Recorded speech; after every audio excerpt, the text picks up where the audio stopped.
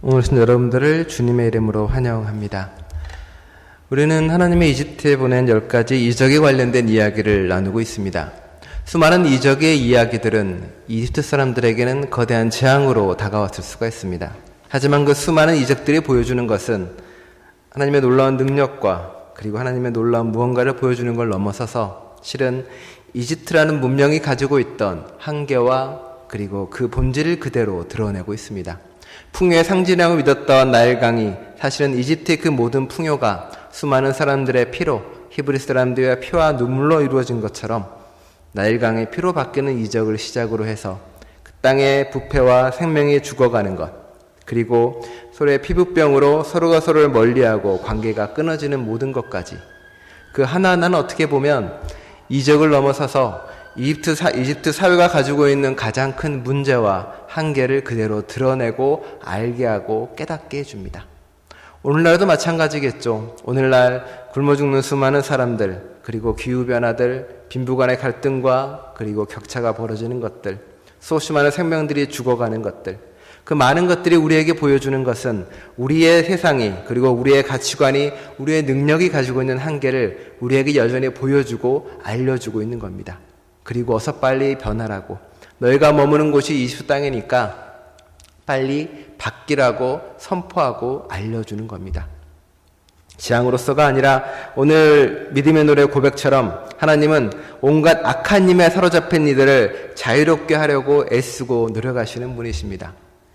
이집트 사람들에게, 파라오에게 하나님이 하시고 알려주고 싶었던 것은 그들을 사로잡고 있는 악한 힘으로부터 자유롭게 하고 싶었고 그것으로부터 벗어나게 하고 싶었다는 겁니다. 그들의 욕망과 그들의 욕심, 그들의 권력, 그들의 부, 그 힘에 사로잡혀서 여전히 벗어날 줄 모르고 자신조차 묶인 줄도 몰라서 착취하는 게 당연하고 누군가를 뺏는 것이 당연한 그 나라, 그것으로부터 자유롭게 하기 위해 수많은 이적을 보여주고 깨닫게 했다는 겁니다. 이집트 사람들은 어떤 하나님을 경험하고 어떤 하나님을 만나고 체험했을까요? 히브리 사람들이 아닌 끊임없이 재앙 가운데 그 이적을 재앙으로 받았던 그들에게 하나님은 어떤 존재로 보이고 어떤 신으로 비춰졌을까요?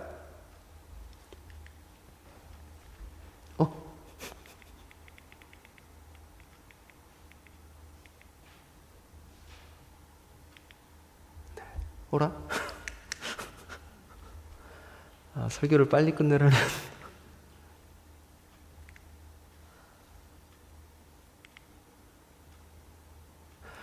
안 넘어가는군요. 네.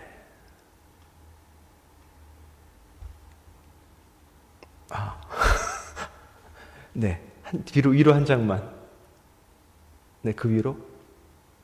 뒤입니다. 잠깐만요. 제 제목 바로 다음 장으로 넘겨주시면 감사하겠습니다.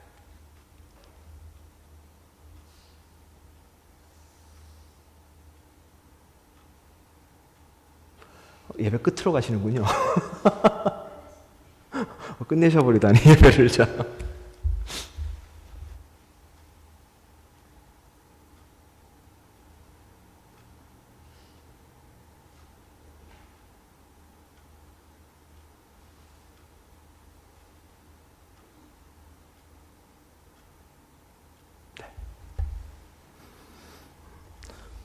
편집하고요. 자, 안드레 셀라노라는 사진 작가의 작품입니다.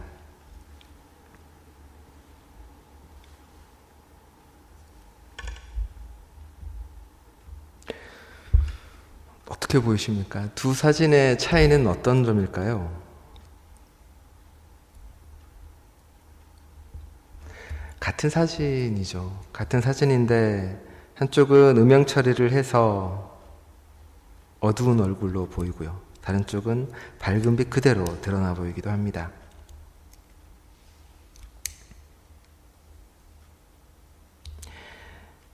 다음 장.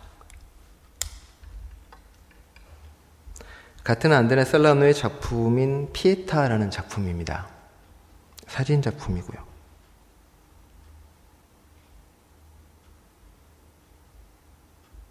피에타는 우리에게 익숙한 작품이죠. 마리아가 예수의 시체를 들고 슬퍼하고 괴로워하는 모습이 담겨있는 조각상이기도 합니다. 사진작가는 다르게 보입니다. 뭔가 더 무서워 보이기도 하고요. 뭔가 더 불경스러워 보이기도 합니다. 뒤에 보이는 불타는 듯한 저 무언가가 더 두려움으로 다가오기도 합니다. 안드레 세라노가 보여주고 싶은 것은 무엇이었을까요? 이 시리즈는 이제 성스러운 작업이라는 시리즈입니다. 안드레 세라노는 예술을 이렇게 설명합니다. 자신이 보여주고 싶은 예술은 누군가의 영혼을 흔드는 것이 바로 예술이라고 생각한다라고 고백을 합니다. 그리고 성스러움의 경험, 신에 대한 경험이 어떤 것인지를 보여주고 알려주고 싶어 합니다. 이집트 사람들은 하나님을 경험합니다. 경험하고 만납니다. 재앙을 통해서, 이적을 통해서 그들이 경험한 하나님이란 존재, 그들이 경험한 초월적 신의 존재는 두려움이었고 공포였고 종종 누군가에게는 경이로움과 신비였습니다. 무섭과 떨림이었겠죠. 우리가 알고 있는 자비와 혹은 그런 하나님으로서가 아니라 그들이 경험한 하나님은 어쩌면 질병을 주고 고통을 주고 아픔을 주는 사람이었습니다. 밝은 빛이라기보다는 끊임없는 어둠이었고 지금까지 자신들이 상상하지 못했고 만나지 못했던 존재입니다. 그 아픔과 그 두려움과 그 공포 속에서 그들은 자신이 깨어지고 무너지는 경험을 합니다. 내가 가졌던 가치관, 그리고 내가 믿었던 신, 내가 믿었던 이 문명들이 무너지는 경험을 하게 되는 거겠죠. 신하들이 그래서 바로에게 가서 따지듯이 묻습니다. 이제 저들을 내둬야 되지 않겠냐고요. 바로를 신의 아들이라고 믿었던 사람들, 바로를 신의 자식이라고 믿었던 사람들이 이제 그 신앙에 조금씩 무너지기 시작합니다. 자신들이 문명이라고 믿었던 것조차 조금씩 무너지기 시작합니다. 새로운 하나님을 만나고 새로운 신을 경험하면서 그들 가운데는 자신이 믿고 있는 것에 대한 의심과 불신이 싹트게 되고 새로움으로 나아가기 위한 첫 발을 내딛게 되는 거겠죠. 우리는 하나님을 믿고 경험하고 살아갑니다. 하지만 우리가 믿는 하나님은 언제나 우리의 틀 안에 있고 사랑하고 베풀고 우리를 용서해주고 은혜롭게 붙잡아주는 하나님을 경험하고 그것이 우리 하나님의 전부라고 생각을 합니다. 하지만 성수의 하나님은 우리에게 전혀 다른 모습을 보여주기도 합니다. 종종 그것은 두려울 때도 있고 공포스러울 때도 있습니다. 하나님의 모습은 천국과 지옥의 모습 동시를 지니기도 하고 신성스러운 것과 불경스러운 게 합쳐져 있기도 합니다. 보이는 것과 보이지 않는 것이 합쳐진 모습으로 우리에게 다가오기도 합니다. 생명 그 자체인 것처럼 말이죠. 생명이 그렇죠. 생명은 밝고 활기차고 웃음 피우는 게 생명만이 아닌 겁니다. 병들고 죽어가고 아프고 쓰러지고 넘어지는 것조차 온전한 생명이라고 우리는 고백을 합니다. 생로병사 자체가 인생의 전부인 것처럼 하나님의 모습 가운데에도 우리가 알지 못하는 어둡고 두렵고 깜깜한 모습이 있습니다.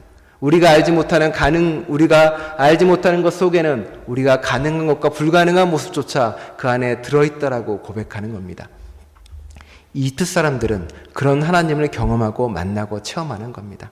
인생의 고통과 역경과 힘든 가운데서 이게 하나님이 주신 벌이야 혹은 이게 나에게 내는 징벌이야로 받아들이는 신앙이 아니라 그것조차도 그 많은 것조차도 실은 하나님의 하나의 모습이고 생명의 한 모습이야라고 받아들이는 것. 그게 어쩌면 이집트 사람들에게도 히브리 사람들에게 보여주는 하나님의 또 다른 모습이라는 겁니다. 생로병사를 모조리 자신의 품에 안고 생명 그대로 이해할 수 있는 것. 그게 바로 이집트에게 그리고 히브리 사람들에게 보여주는 하나님의 또 다른 모습이라고 고백합니다. 이 사람들은 비로소 자신들의 모든 것이 깨어지고 무너지는 경험을 통해서 비로소 자신들이 묻고 있는 악한 힘으로부터 조금이라도 벗어날 수 있게 됩니다. 하지만 기반도 무너지고 아무것도 무너진 그 사람들의 삶은, 이집트인들의 삶은 오늘의 9번째 이적처럼 흑암으로 덮인 삶과 마찬가지였습니다. 오늘의 흑암은 그냥 빛이 없다는 개념이 아니라 더듬어서 갈 수 있다는 흑암이라고 이야기하는데 문자적으로 보면 뭐냐면 더듬을 수 있을 만큼의 어두움이라는 뜻입니다.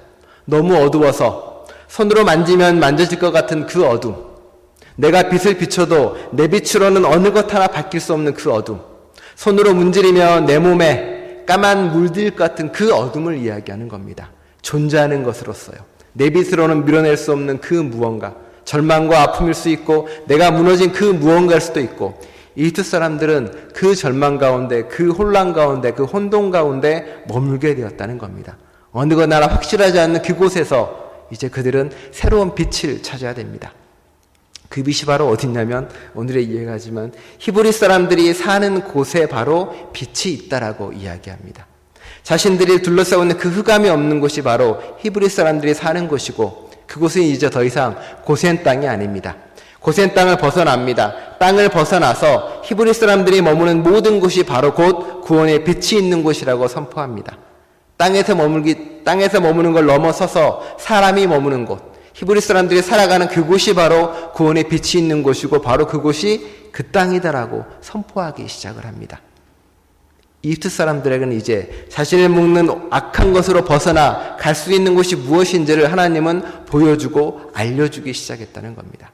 그들에게 새로운 신은 여호와라고 칭해지는 그 신은 이집트 사람들에게 변화와 그리고 가야 될 곳을 명확히 알려줬습니다. 히브리 사람들은 어땠을까요? 히브리 사람들은 수없이 많은 주위에서 떠나자 머물자라는 여러 가지 이야기가 오고 갔겠죠.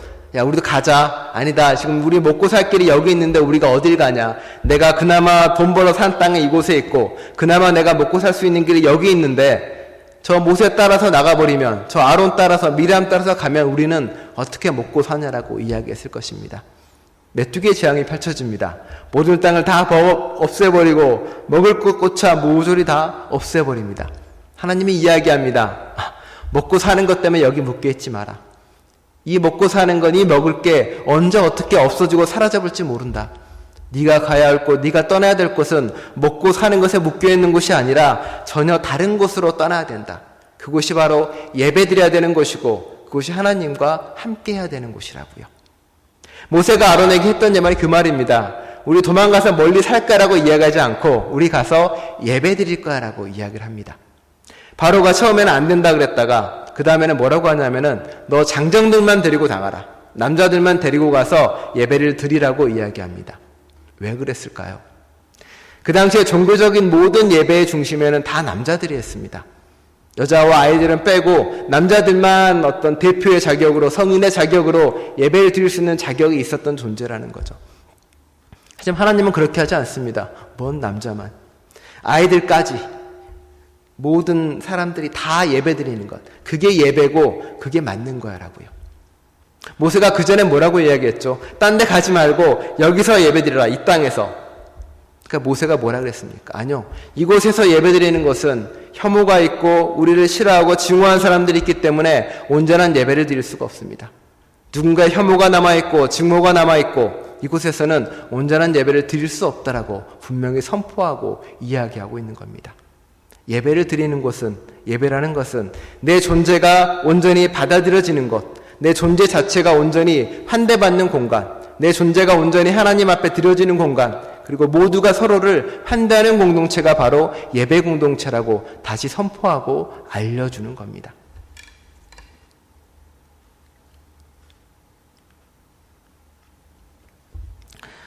얼마 전에 한 선배 목사님이 한국에서 톨게이트 노동자 파업하는 장소를 찾아가서 예배를 드렸습니다. 톨게이트 노동자가 파업을 한지 정규직적으로 파업을 한 지 3개월이 넘어가는 시간 동안 한 번도 예배를 드리지 못했습니다. 이유는 출입이 금지된 둘러싸고 출입도 금지하고 물건 반입도 금지하고 전기도 끊고 사람도 들어오지 못하게 합니다. 어느 누구도 환대받지 못하는 사람들이고 여전히 많은 사람들에게 비판과 혹은 손가락질 받는 사람들 그리고 차별받는 사람들이 그 가운데 모여 있습니다. 저기에 있는 그리스도인들이 청했답니다. 우리 예배를 드리고 싶으니 누군가를 좀 보내달라고요. 급하게 아는 목사님 몇 분이 가셔서 저 사람들과 같이 예배를 드리고 함께 했다라고 말합니다. 예배를 드리면서 거기 있는 사람들이 느끼는 것은 어느 곳에서도 환대받지 못하던 사람들, 누구도 환영하지 못했던 사람들이 그 예배 가운데에서 서로가 서로를 환대하고 맞아들이면서 혐오와 차별이 없는 공간에서 하나님께 경배하고 예배를 드리는 경험입니다. 그들이 누렸던 해방의 체험이고 그들이 누렸던 자유의 경험입니다. 이것만 그럴까요? 삼성 해군 노동자로 고공에서 벌써 2달이 다 돼갈 정도로 계신 분, 그 밑에서도 모여서 같이 예배를 드리고 함께 합니다. 예배 드리는 공동체는, 예배의 의미는 바로 그렇게 환대하는 것이고, 예배를 회복하겠다는 그 의미는, 우리가 나가서 예배를 드리겠다는 그 의미는 이런 사람들이 없는 공간으로 가겠다는 것이고, 이런 사람들이 발생하지 않는 공동체를 만들어 나가겠다는 것이고, 치유하고 위로하는 공동체를 만들어 가겠다는 겁니다. 히브리 사람들이 이집 땅을 벗어나서 드릴 수 있는 그 예배는 더 이상 차별도 없고, 더 이상 혐오도 없고, 더 이상 누군가를 판단하는 것도 없습니다. 그 가운데서는 서로가 하나 돼서 상처를 위로하고 온전히 하나님과 우리가 서로가 환대하는 공동체를 만들겠다는 처절한 의지와 그리고 결단이 있는 거겠죠. 캐나다라고 다를 건 없습니다. 지난주였죠. 지난주에서는 원주민 학교에서 희생된 2,800명의 아이들의 이름을 적었습니다. 그리고 이름을 모르는 1,600명의 희생자도 그 안에 들어있고요. 그 사람들 이름을 걸어서 박물관에 걸었죠. 저 만행을 자행한 수많은 사람들은 종교인이었습니다. 가톨릭이었고 개신교였고요. 원주민들이 교회를 볼 때마다, 예배를 드릴 때마다 그들의 마음속에는 끊임없는 상처와 아픔이 있었겠죠. 그리고 예배도 온전히 드리지 못했겠죠. 우리 자식들을 데려다가 죽인 곳이 교회고 하나님을 믿는 사람들인데 내가 어찌 그곳을 갈 수 있겠냐라고요. 차근차근 예배를 회복해 나가고 출애굽을 한다는 것은 그렇게 많은 상처를 딛고 일어나서 조금씩 나아가기 시작한다는 겁니다. 그리고 새로운 곳으로 이루어 간다는 거겠죠. 환대의 공동체를 만들고 환대의 예배를 이루어 간다는 겁니다. 모세가 파라오에게 끊임없이 나가겠다고 이야기하며 선포하며 했던 그것이 바로 우리의 공동체, 예배의 공동체가 무엇인지 보여주고 싶었다는 겁니다. 떠나길 망설이는 히브리 사람들에게 하나님은 수많은 이적을 통해서 이곳이 떠나야 될 것임을 분명히 말합니다. 그리고 흑암의 이적을 통해 이렇게 이야기합니다. 너희가 머물고 있는 땅이 중요한 것이 아니다.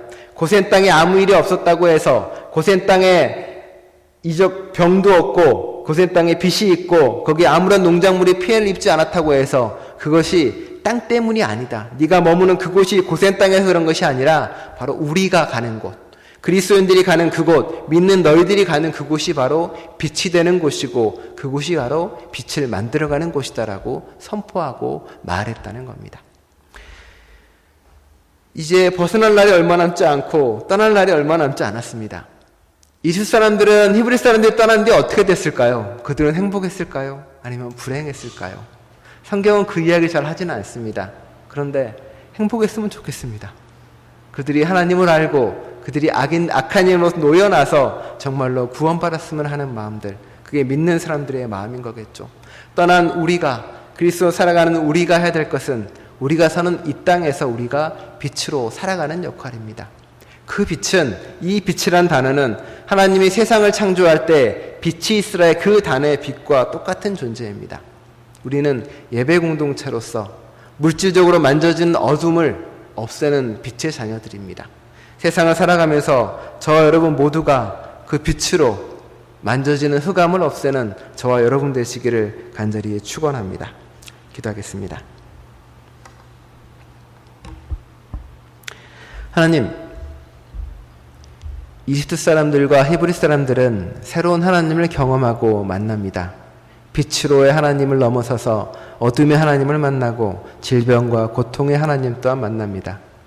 그것은 벌이나 징벌로서가 아니라 늙고 병들고 아프고 쓰러지는 것이 생명의 한 부분인 것처럼 그 모든 것 또한 하나님을 경험하고 체험하고 만나는 것임을 비로소 깨달아갑니다.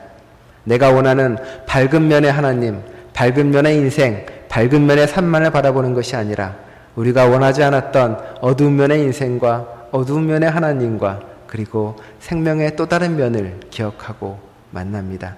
저희 또한 그렇게 생명의 모든 것을 받아들이는 신앙 될 수 있도록 이끌어 주옵소서. 그리하여 그 모든 새로운 하나님을 경험하고 만남으로 이제는 진정한 예배의 공동체로 서로가 서로를 환대하는 공동체로 나아가서 세상의 빛이 될 수 있도록 만져지지 못한 어둠이 가득 찬 세상에서 반딧불 같은 미명의 빛이라도 될 수 있도록 저희와 함께하여 주옵소서. 예수 그리스도의 이름으로 기도드립니다. 아멘.